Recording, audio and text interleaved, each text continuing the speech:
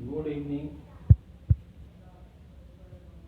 आज हम लोग class 11 political science chapter 2 fundamental rights in Indian constitution इसकी बात करेंगे। भारतीय संविधान में अधिकार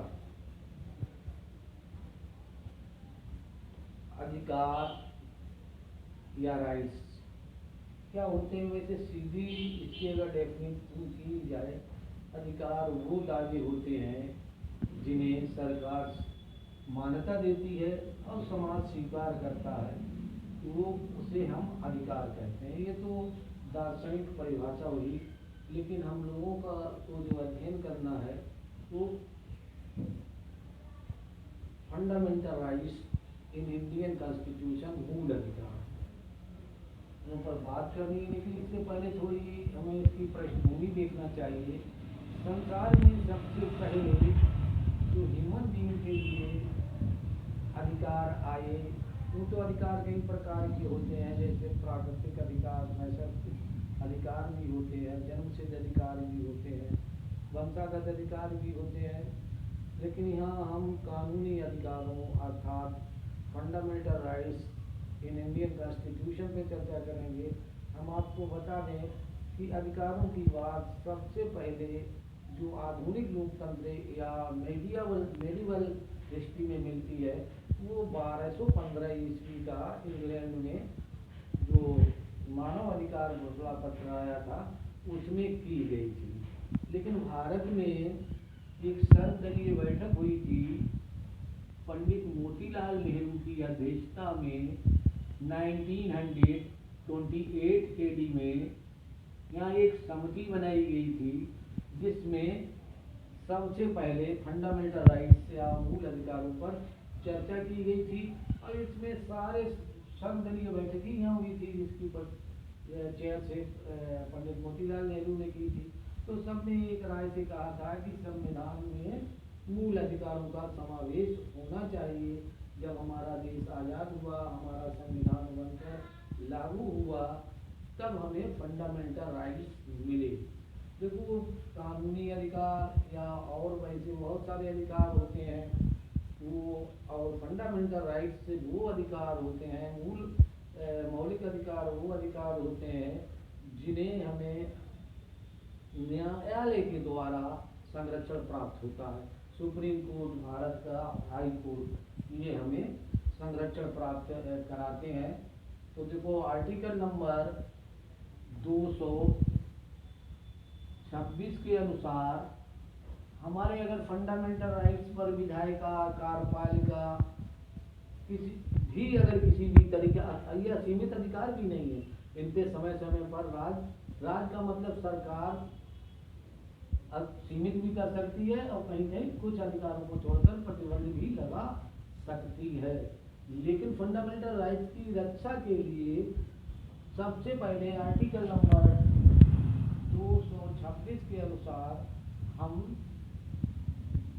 भारत के किसी भी उच्च न्यायालय में जा सकते हैं, या जिसके फंडामेंटल राइट्स का उल्लंघन हुआ है या जिसके फंडामेंटल राइट्स को दबाया गया है या उसको सीमित किया गया है, तो वो उसके लिए उच्च न्यायालय जा सकता है।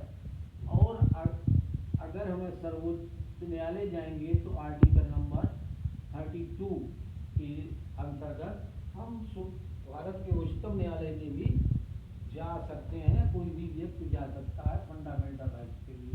चलिए आगे हम लोग पता लगाते हैं कि फंडामेंटल राइट्स हमारे संविधान में कहाँ है। तो देखो,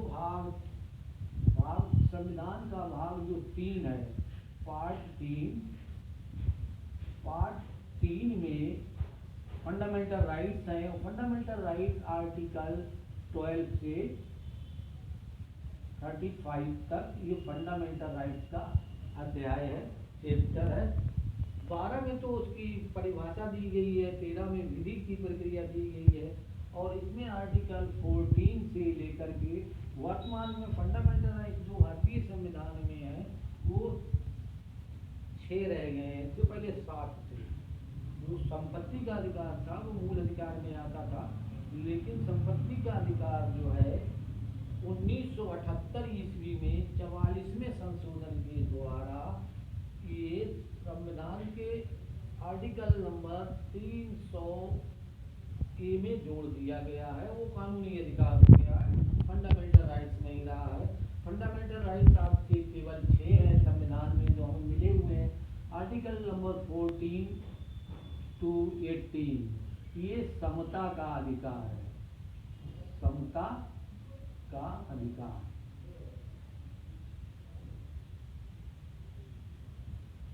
आर्टिकल नंबर 19 to 22 ये आपका स्वतंत्रता का अधिकार है। कई प्रकार की आज़ादी यहाँ आ जाती है, स्वतंत्रता का अधिकार। आर्टिकल नंबर 23 ये और 24 ये दोनों शोषण के विरुद्ध अधिकार हैं, शोषण के विरुद्ध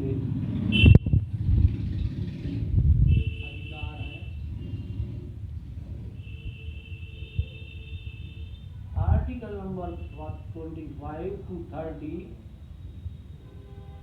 ये आपके स्वतंत्रता, सांस्कृतिक और धार्मिक आज़ादी के अधिकार हैं। और टोटल अधिकार हमारे पास जो है आर्टिकल नंबर 31 ये निर्वाचित है, और आर्टिकल नंबर 32 ये संविधान की आत्मा भी है और हृदय भी है। डॉक्टर भीमराव अम्बेडकर ने बताया था ये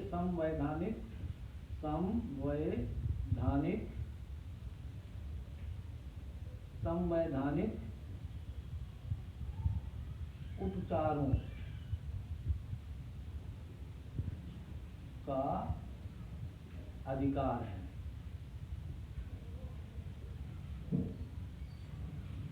इसका मतलब ये है कि हमें आज 6 प्रकार के अधिकार मिले हुए हैं। Total number of fundamental rights in Indian constitution are 6. One is removed by the amendment number 44 in 1978। यहाँ से ये हटा दिया गया है और कानूनी अधिकार हो गया है। अब हम आर्टिकल नंबर आज चर्चा का विषय रखेंगे आर्टिकल नंबर 14 to 18, यानी कि ये समता करता है right to equality. Right to equality का मतलब ये है, आर्टिकल 14 ये कहता है कि राज्य, हमने बार बार बताया था कि पॉलिटिकल साइंस के अंतर्गत जहाँ भी राज्य शब्द का इस्तेमाल होता है तो जनरली उसे हम सरकार ही समझते हैं, उसका पता है सरकार ही या गवर्नमेंट ही रहता है राज्य, ठीक है। और एक बात और है कि पॉलिटिकल साइंस के अनुसार राज्य होता क्या है। राज्य के लिए कंडीशन 4 है। राज्य वही होगा पॉलिटिकल साइंस के अनुसार जिसका एक निश्चित भूभाग हो, जिसकी एक निश्चित जनसंख्या हो, 2 चीजें हो गई, जिसकी एक निश्चित सरकार हो और जिसमें एक संप्रभुता निवास करती हो। 4 चीजें राज्य में होना आवश्यक है। राज्य वही होता है, स्टेट वही होता है जिसमें 4 चीजें हों। पॉलिटिकल थ्योरी का जब हम लोग अध्ययन करेंगे तब इस पर हम लोग चर्चा कर लेंगे। तो आर्टिकल नंबर 14 में ये व्यवस्था दी गई है कि राज्य जो है, स्टेट या मतलब गवर्नमेंट जो है वो जाति धर्म या मतलब दूसरे शब्दों में कहें तो कानून के समान, कानून के सामने या समक्ष समता का अधिकार है, विधि के समान समता का अधिकार है। तो सभी कानून के समझते कोई भी नागरिक के साथ किसी भी प्रकार का भेदभाव नहीं किया जाएगा कानून बनाने में, कानून लागू करने में। आर्टिकल नंबर 14 के बाद आर्टिकल नंबर 15 में ये कहा गया है, ये सब फंडामेंटल राइट्स हैं। राज्य जो है वो धर्म, जाति, जेंडर, क्षेत्र, आज के आधार पर या मतलब भाषा के आधार पर, किसी के भी आधार पर राज्य किसी प्रकार का भेदभाव नहीं करेगा। आर्टिकल नंबर 15 के बाद आर्टिकल नंबर 16 में ये व्यवस्था दी गई है कि राज्य जो है सरकारी सेवाओं में धर्म, जाति, संप्रदाय, जेंडर आदि के आधार पर सरकारी सेवाओं में भेदभाव नहीं करेगा। लेकिन यही एक चीज मौजूद है, आरक्षण, रिजर्वेशन। रिजर्वेशन की व्यवस्था भी आर्टिकल नंबर आपके 16 के अंतर्गत उसका सेक्शन 3456 के अंतर दी गई है।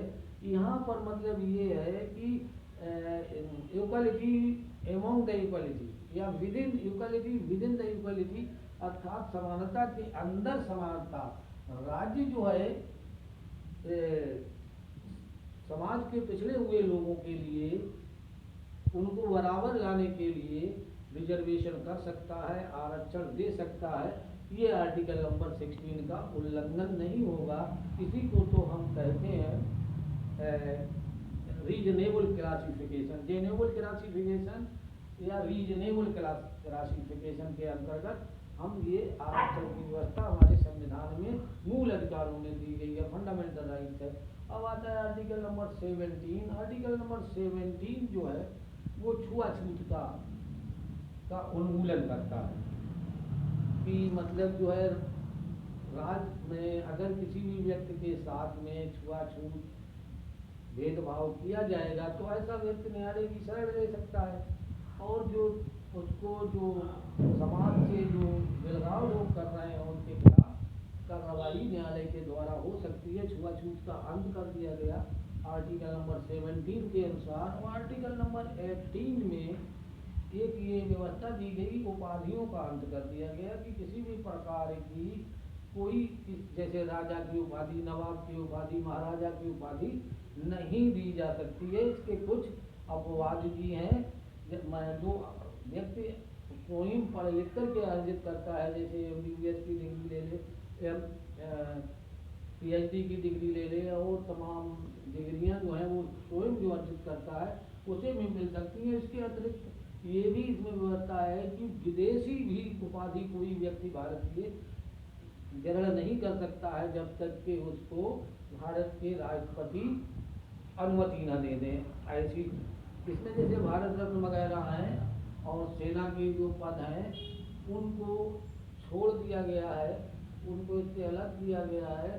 तो आज हम लोगों ने फंडामेंटल राइट्स के अंतर्गत एक फंडामेंटल राइट्स जो है समता का अधिकार, जो आर्टिकल नंबर 14 से 18 तक रहता है, उसके बारे में थोड़ा संक्षेप में हम लोगों ने समझा। अगला प्रकरण जो है आर्टिकल 19 से और आर्टिकल 22 है जो स्वतंत्रता का अधिकार है।